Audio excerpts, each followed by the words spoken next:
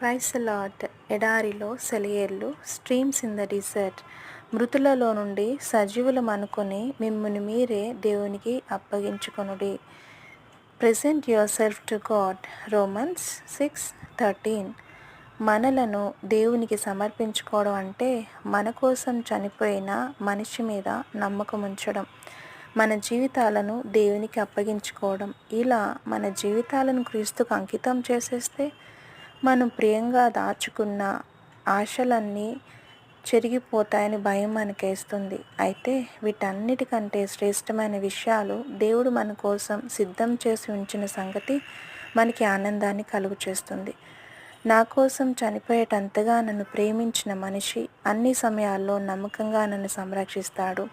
నాకు క్షేమకరం కాని పనులు నేను చేయకుండా ఆపుతాడు. నాకు మంచిని, దేవునికి మహిమను తెచ్చిపెట్టే వాటిని చేయడానికి దేవుడు నాకు సహాయం చేస్తాడు. ఈ లోకంలో నాకు ఏది మంచి మార్గమో దాని వెంట ఆయన నన్ను నడిపిస్తాడు అని ఖచ్చితంగా నమ్ముతాను. దేవుని గొర్రెపిల్ల, ఇదిగో వస్తున్నాను.